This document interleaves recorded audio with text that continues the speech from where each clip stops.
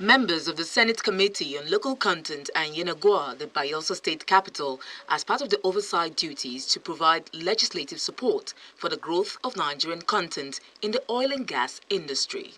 They are received by the Executive Secretary, Felix Omatsola, who emphasizes the importance of the lawmakers' visit. This activity will be the guide of the oil and gas park scheme at the Nogap at Emeha 1, visit of the 10 megawatts gas-fired power stations, and the inspection of Polako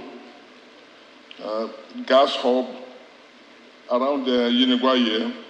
And we're going to have a tour of the 1,000 sitting NCDMB conference, which you are presently seated. Chairman of the Senate Committee on Local Content, Senator Joel Onawapor-Thomas, said the visit marks the beginning of a series of oversight functions aimed at verifying compliance with the Nigerian Oil and Gas Industry Content Development Act.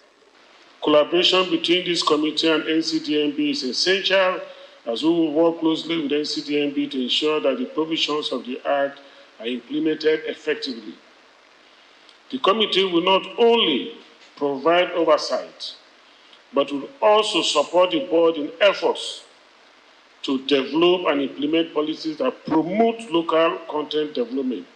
In addition to our collaborations with the board, we will engage with other stakeholders, including operators, service providers, and local businesses.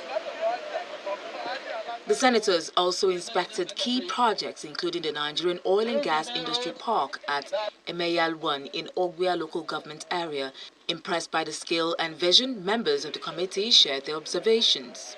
The NCDMB have self-graded themselves, and they see themselves today at a 56% pass mark in terms of Nigerianizing the workforce in the oil and gas sector. They had presented to us this morning as part of the presentation a wish list also that they feel that the Senate can also push in order to expand their frontiers and give them more bite, more depth in their programs. So we're going away with that.